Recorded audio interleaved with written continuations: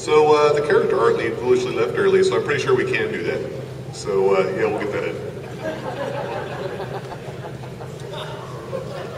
All right, going back to the question that somebody else had about the raid looting and speeding that up, have you guys ever considered maybe making a guild bank only tag, so somewhere between heirloom and tradable, that you could put like raid loot or good instance loot into your guild bank, but you couldn't sell it on the open market? That might be a way to get around the account linking. If you can't, if that's hard to implement, then the people who have 2 boxes could put in their guild bank for their other alts. It would also settle customer service issues because we get a level rate misleading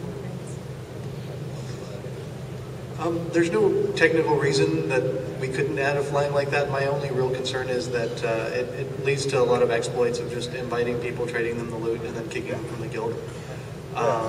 So it's something we can talk about, but we need to figure out a way to make it non-exploitable. How long until we have nunchucks in EQ2?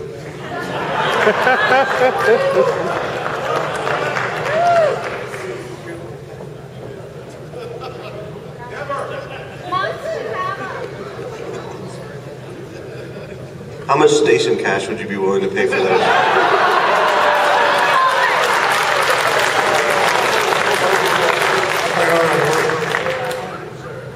I might give you a private show with my leather pants. Absolutely not.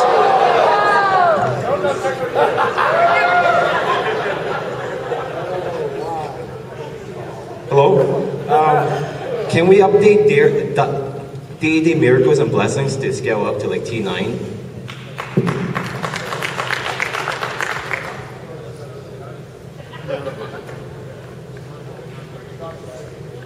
The gods are gone. They gift no more blessings.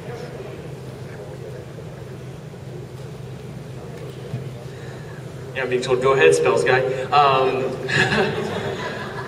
It's definitely something we can look at when we get back.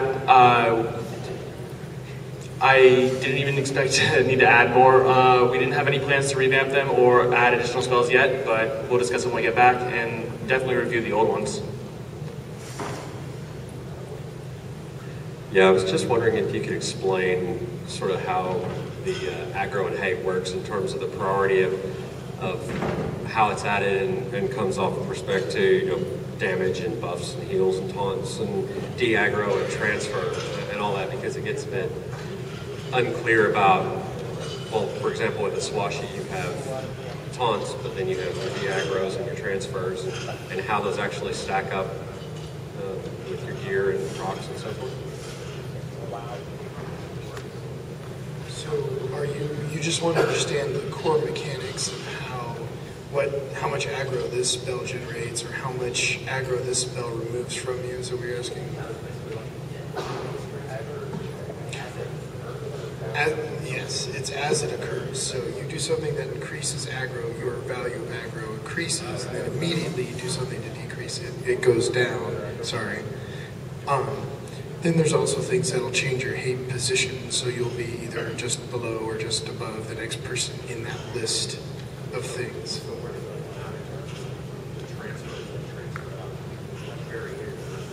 You're wanting to know more about order of events, like whether or not the aggro is reduced first before it's transferred or vice versa, right? And unfortunately, we're probably not going to have an easy answer for you, because those types of very specific questions, even us, we need to go back and look at the code. We're working on millions of lines of source code, and I'd hate to guess at an answer and be wrong about it, so that's something we'd really need to go back and just double check our facts on before we told. So, sorry, we couldn't give you a specific answer. When are we going to fix voice chat? Seems like every time you log out into a new zone, you're done for the afternoon, and it might pop out or it might not. Do you know any, well, I guess the question Louder, is, Dave. Okay, louder. So, is this something that happens every time I go into this specific zone it happens, or it's random? It kind of...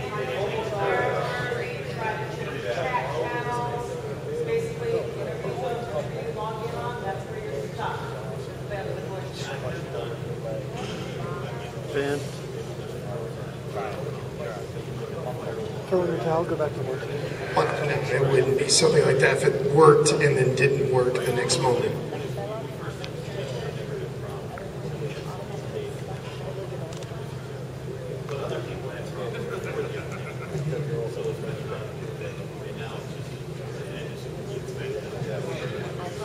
Don't let us get in the way of your private conversation over there. Yeah, sorry. Well, he's just saying that it used to work really well. As time has progressed, it has gotten progressively worse. Oh, I don't know. Kind of sounds like a couple other people have the same problem. Is that right? Yeah. All right. As I said, lately one that I noticed with guildies and so forth is someone won't be able to join raid, so you'll do a voice invite to try to invite them to the channel or something like that, and the person who's in the channel inviting you, the moderator, will get an error that the channel doesn't exist or that the password's invalid and they can't invite them to the channel. That's pretty new. That's really common in all sorts of groups. Okay, that is very helpful.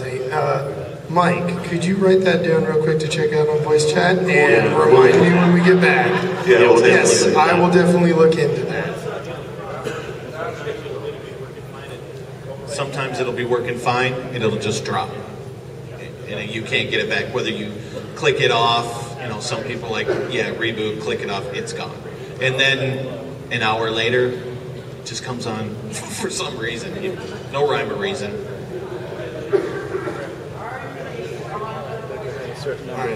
I will definitely look into that when I get back. Okay, I got two questions. First of all, when my necromancer, or pretty much any other class of mine that I have, gets an upgrade to a spell, changes from one tier to the next tier, even the apprentice level of it that he just got is usually at least as good as the master level he had of the previous one. When my dirge goes up, I cannot replace her spell with the new one until I get at least the same level. If she had an adept on it, I have to get an adept. If she had a master, I better get that master, or I might as well keep using the old spell until it upgrades again. Can we please get Bard's spell scaling correctly?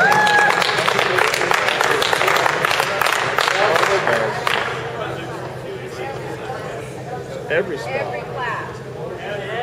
Every class.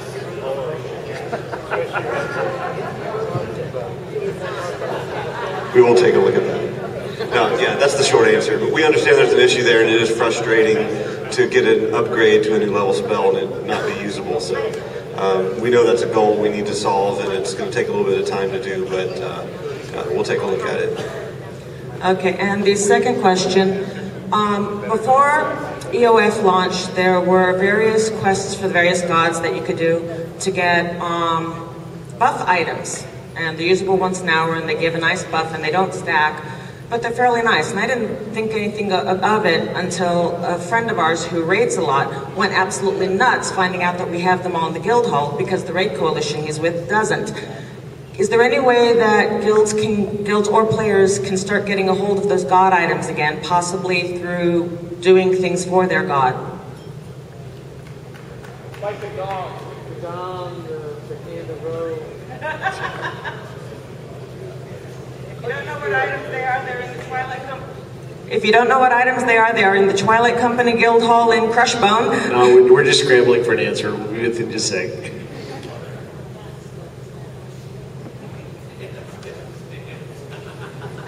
Those were for the expansion 3, the Fadeware Prelude events, right? There was like that Tunari bowl thing with the IV on it and the Seleucid hand.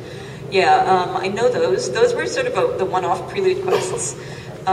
We could look at putting them or something equivalent in, but since the prelude happened, we've added a lot of new gods which didn't have those house items, so it's not something we can instantly do. So we will take that back with us, and we'll talk about whether it's appropriate to maybe bring those back or make something equivalent, or whether they are still needed. But we will discuss it.